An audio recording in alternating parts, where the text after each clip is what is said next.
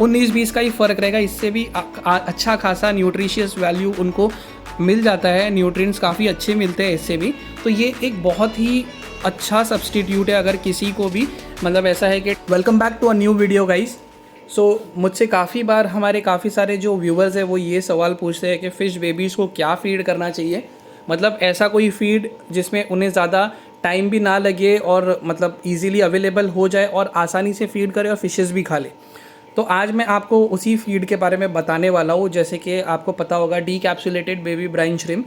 वो क्या होता है, किस तरीके से आपको फ़ीड करना रहता है, कौन से फ़िशेज़ के बेबीज़ को आप फ़ीड कर सकते हो और कभी वो फ़ीड करना चाहिए, उसकी क्या राइट एज होती है, ये सारी चीज़ें आज हम डिस्कस करेंगे इस वीडियो में।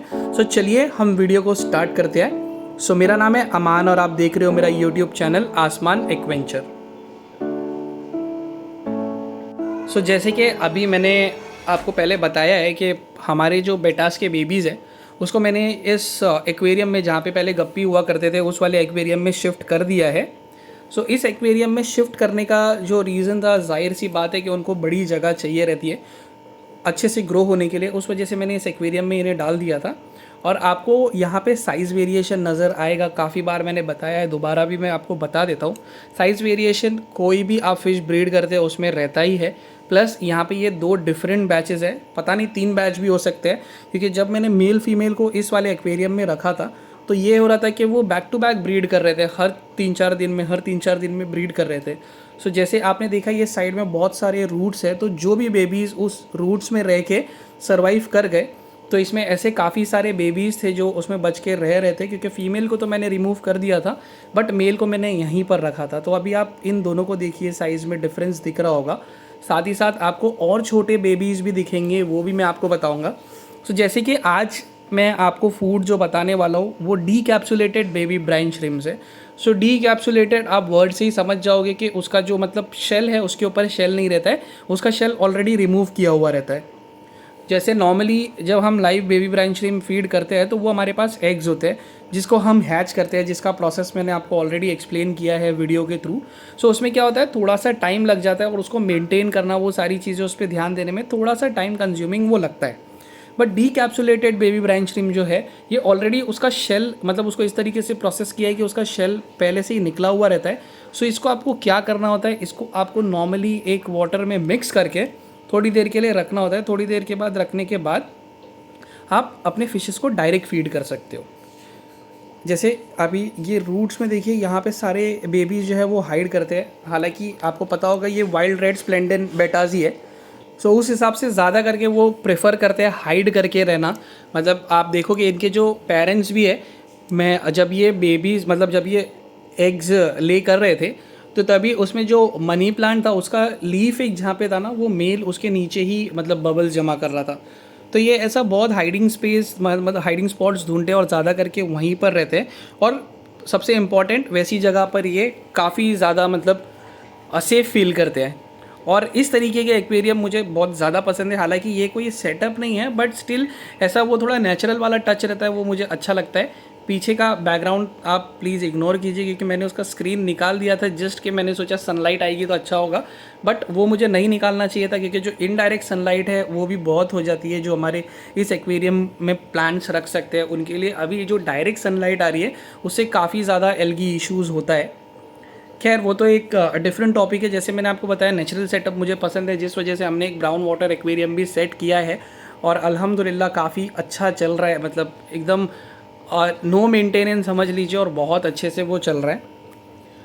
उसमें भी जैसे जो हमारे चेनॉइड्स है उसको भी मैं कभी कभी ये बेबी ब्राइन श्रिम्प डीकैप्सुलेटेड वाले जो है वो मैं फीड कर देता था। अभी इनको मैंने मतलब कब से स्टार्ट किया ये मैं आपको बता देता हूँ। इनको जब ये छोटे थे तभी तो मैं इनको लाइव बेबी ब्राइन श्रिम्प्स ही दे रहा था, क्योंकि वो मेरे पास ऑलरेडी था। और डीकैप्सुलेटेड मैंने ना काफ़ी लेट स्टार्ट किया, शायद से 40-45 डेज़ के बाद। लेकिन ऐसा नहीं है कि आपको 40-45 डेज़ के बाद यूज़ करना रहता है। डीकैप्सुलेटेड बेबी ब्राइन श्रिम्प अगर आप अपने बेटास के लिए यूज़ कर रहे हो तो आपके बेटा के बेबीज जब 10 से 12 दिन के हो जाते हैं फ्री स्विम होने के बाद, आप तब उसको यूज़ कर सकते हो। और बेटा बेबीज़ के अलावा कौन से फ़िश के बेबीज़ को आप ये फीड कर सकते हैं ये भी मैं आपको बताता हूँ। पहले मैं आपको ये बता देता हूँ कि ये जो आप बेबीज़ देख रहे हैं इनके पेरेंट्स का जो वीडियो है, आप देख सकते हैं ये मेल है एंड ट्रस्ट मी गाइज, ये बहुत ज़्यादा ब्यूटीफुल है। शायद आपको नहीं समझ रहा होगा इसमें, लेकिन मैं आपको एक एक्वेरियम में डाल के भी इसको अच्छे से दिखाऊंगा ताकि आपको अच्छे से समझ आए कि ये कितना खूबसूरत मेल है। फ़िलहाल तो अभी मैंने इसे टब में ही रखा है, और ये जो है ये रेड स्प्लेंडेंट वाइल्ड जो है ये इम्पोर्टेड पेयर है।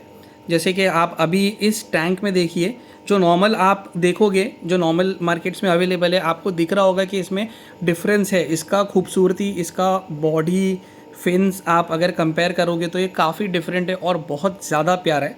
हालांकि बेबीज़ जो मतलब जिनसे मैंने लिया था, जिन्होंने मुझे दिया है ये, उनके पास पहले इसके जो बेबीज़ थे वो भी बहुत अच्छी क्वालिटी में आए थे। बहुत उन्होंने जो सेल कर दिए सारे, उनके पास कुछ बेबीज़ शायद अभी भी है जो लास्ट टाइम मुझे देने के पहले उनके पास में मतलब ये ब्रीड हुए थे उस वक्त के। सो फिलहाल आपको एक मतलब फेयर आइडिया आ गया होगा कि कितना खूबसूरत पैर है। सो इसी तरीके से वो बेबीज़ भी इंशाल्लाह ग्रूम होने वाले हैं।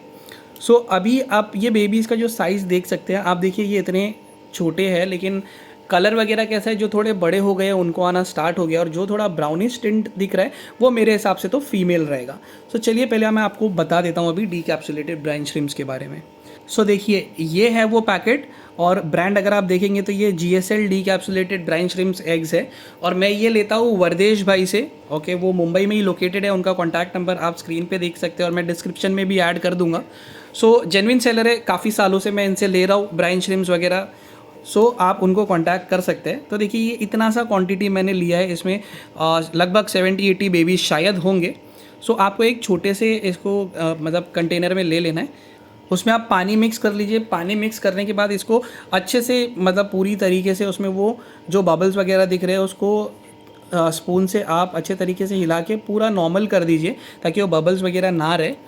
अच्छे से मिक्स करने के बाद आप इसको 5-7 मिनट के लिए रख दीजिए। जैसे समझ लीजिए अगर आप अपना कुछ भी काम भी कर रहे हैं तो ये चीज़ आप करके इसको रख दीजिए, फिर आप अपना जो भी काम करना है कर लीजिए। उससे कैसा होगा कि इसमें है ना थोड़ा सा जब ये वाटर को एब्जॉर्ब कर लेगा उसके बाद ये थोड़ा सॉफ्ट हो जाता है। हालांकि आपको वो फिर भी थोड़ा सा हार्ड लगेगा, लेकिन वो सॉफ्ट हो जाता है और फिशेस को मतलब अच्छा रहता है फीड करने के लिए। सो इसको थोड़ी देर रखने के बाद मैं आपको बताता हूँ। देखिए ये अभी कुछ देर के बाद का वीडियो है जिसमें आप देख सकते हैं ये रेडी हो गया उन्हें फीड करने के लिए। सिंपली आपको लेके डाल देना है। तो मैं स्पून से लेके इसीलिए डाल रहा हूँ ताकि मैं आपको अच्छे तरीके से दिखा सकूँ थोड़ा थोड़ा फीड करके कि किस तरीके से खाते हैं उसे। हालांकि आप अभी जो देख रहे हो, अभी जो फ़िश उसे खा रहा है ये काफ़ी बड़ा हो गया है साइज़ में, लेकिन वो उसे अभी भी बहुत अच्छे से खा रहा है। देख सकते हो आप इसमें जूम में। तो इसकी एक खासियत ये है कि न्यूट्रिशन अगर आप कंपेयर करोगे तो लाइव बेबी ब्राइन श्रिम्प से 19-20 का ही फ़र्क रहेगा। इससे भी अच्छा खासा न्यूट्रिशियस वैल्यू उनको मिल जाता है, न्यूट्रिएंट्स काफ़ी अच्छे मिलते हैं इससे भी।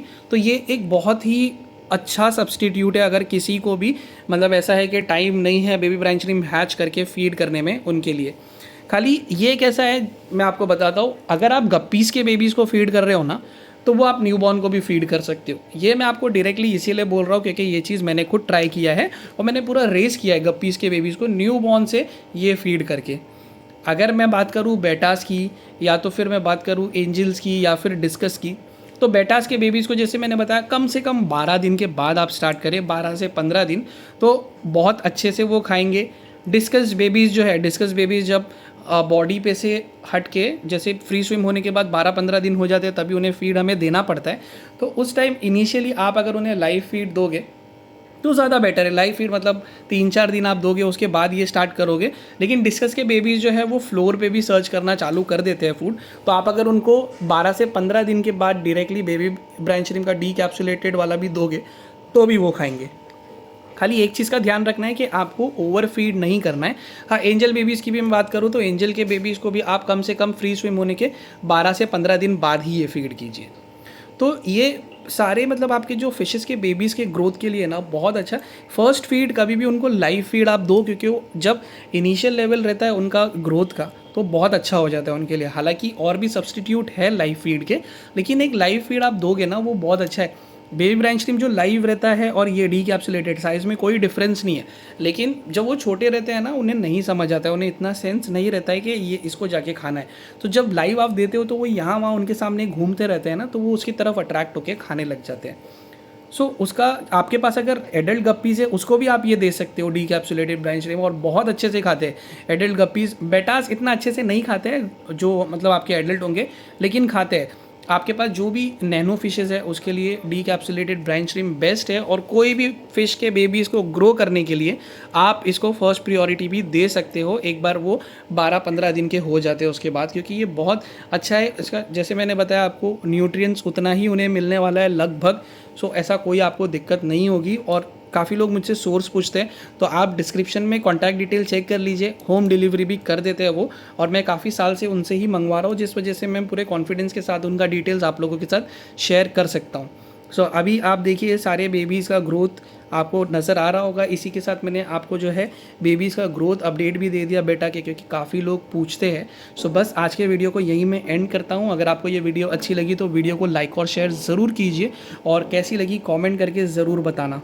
और अगर आप में से कोई लोग पहले से ही डीकैप्सुलेटेड ब्राइन श्रिम्प फीड करने को फॉलो कर रहे हैं तो ये भी मुझे कमेंट करके बताना। So thank you so much for watching and happy fish tipping.